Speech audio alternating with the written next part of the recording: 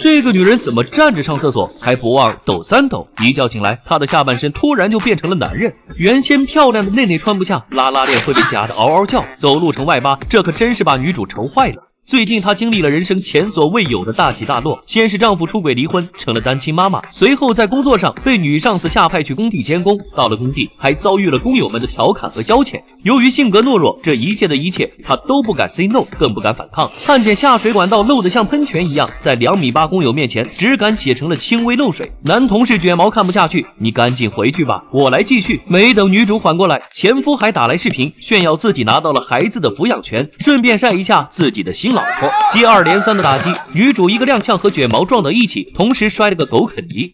好不容易结束这焦头烂额的一天，女主回到家倒头就睡着了。半夜电闪雷鸣，女主突然感觉体内有股洪荒之力，她迷迷糊糊的站起身，走到马桶边，放完水抖三抖，手都不洗，直接回床上睡觉。阿莲，女主睁开眼，好像有哪里不对劲儿，她连忙坐起身，打开了灯，拉起裤子一看，这不看不知道，一看吓一跳，裤裆里竟然多出了一个宝贝儿，连声音都变得沙哑了起来。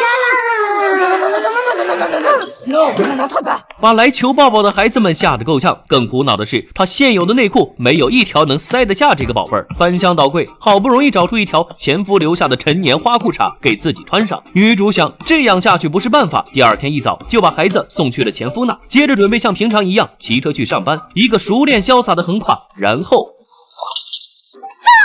这酸爽谁懂？算了，还是走路吧。这个女人火急火燎地闯进门诊室，当着医生的面，二话不说就脱下了裤子，医生都看呆了，不敢相信眼前的一幕，出去接了杯水，猛地倒在自己脸上。从医30多年的医生都开始怀疑人生了。冷静过后，他强装镇定地回到门诊，吓得直冒冷汗。大哥，不是大姐，请坐。医生问，这会不会是家族遗传，比如妈妈和外婆？没办法，医生只能先给女主做检查。检查过后显示，身体一点毛病都没有，还非常健康，尤其是新长的宝贝儿。为了让女主不那么厌恶，医生只好安慰女主，现在能做的只有放宽心，如果强行做变性手术，可能会有生命危险。你可以试着将它想成儿时的陪睡玩具，你的小兔兔。医生还一字一句地教会女主怎么解决兔子玩具的生理需求，而剩下的妇科医生也不知道咋处理了，他只能把女主赶走，让她回家，有问题再打电话来。在回家路上时，让女主没想到的是，这玩意儿竟然让她对女人产生了兴趣。打这天起，女主的变化越来越大。这天夜里，趁公司没人，她来到男卫生间里放纵，不巧被女保安撞了正着，对方直接吓晕。醒来后，女主向保安解释了一切，并希望他可以帮自己保守秘密。在酒精作用下，两人越聊越起劲儿，更是一起共度了一个美好的夜晚。对女主来说，这可真是前所未有的体验。也正是这晚，让女主彻底放飞了自我，一改往日的唯唯诺诺，整个人都变得自信了起来。接待客户得心应手，一点也不怯场，和工地上的工人们更是打成一片。女主对自己现在身体和精神的变化表示十分满意，于是她准备给她那渣男前夫点颜色瞧瞧。晚上，女主把前夫约到酒吧，在酒吧里，女主穿上黑丝的腿，把前夫眼睛都看直了。才短短几个月没见，前妻怎么就像换了一个人似的，令人如此着迷。